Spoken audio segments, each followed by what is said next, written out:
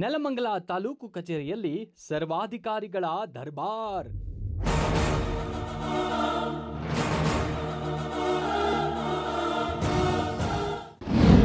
ತಹಶೀಲ್ದಾರ್ ಆದೇಶಕ್ಕೆ ಕವಡೆ ಕಾಸಿನ ಕಿಮ್ಮತ್ತಿಲ್ಲ. ಇದು ಆಡಳಿತವಲ್ಲ, ಅರಾಜಕತೆ.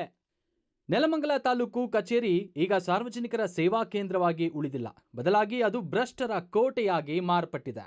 ತಾಲೂಕಿನ ಸರ್ವೋಚ್ಚ ಅಧಿಕಾರಿಯಾದ ತಹಶೀಲ್ದಾರರ ಆದೇಶವನ್ನೇ ಕಾಲಿನ ಕಸದಂತೆ ಕಾಣುವ ಇಲ್ಲಿನ ಕೆಲವು ಉದ್ದಟ ಸಿಬ್ಬಂದಿಗಳ ವರ್ತನೆ ಸರ್ಕಾರಿ ವ್ಯವಸ್ಥೆಗೆ ಹಿಡಿದ ಕನ್ನಡಿಯಾಗಿದೆ. ಸರ್ಕಾರದ ಆದೇಶವನ್ನು ಬಹಿರಂಗವಾಗಿ ಧಿಕ್ಕರಿಸುತ್ತಿರುವ ಇವರ ನಡೆ ಅಕ್ಷರಶಃ ಆಡಳಿತಾತ್ಮಕ ದ್ರೋಹವಲ್ಲದೆ ಮತ್ತೇನೂ ಅಲ್ಲ.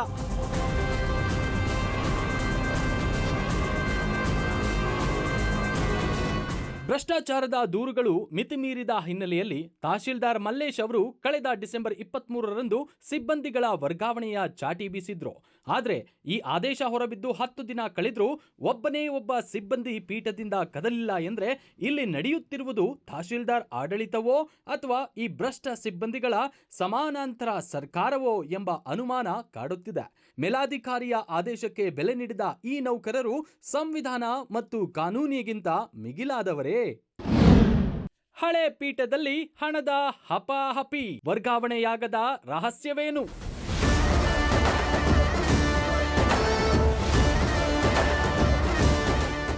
ವರ್ಗಾವಣೆಗೊಂಡ ಜಾಗಕ್ಕೆ ಹೋಗದೆ ಹಳೆ ಪೀಠದಲ್ಲೇ ಅಂಟಿಕೊಂಡಿರುವ ಸಿಬ್ಬಂದಿಗಳ ಹಿಂದೆ ಕೋಟಿ ಕೋಟಿ ಹಣದ ವಹಿವಾಟಿನ ವಾಸನೆ ಬಡಿಯುತ್ತಿದೆ. ಪ್ರತಿ ಫೈಲಿಗೂ ರೇಟ್ ಫಿಕ್ಸ್ ಮಾಡಿರುವ ಈ ಸಿಬ್ಬಂದಿಗಳಿಗೆ ವರ್ಗಾವಣೆಯಾದರೆ ತಮ್ಮ ಲಂಚದ ಆದಾಯ ನಿಂತು ಹೋಗುವ ಭಯ. ಇನ್ನು ಈ ತಹಶೀಲ್ದಾರ್ ಬರ್ತಾರೆ ಹೋಗ್ತಾರೆ, ನಾವೇ ಇಲ್ಲಿ ಶಾಶ್ವತ ಎಂಬ ಅಹಂಕಾರದ ಮಾತುಗಳು ಕಚೇರಿಯ ಆವರಣದಲ್ಲಿ ಕೇಳಿಬರುತ್ತಿವೆ.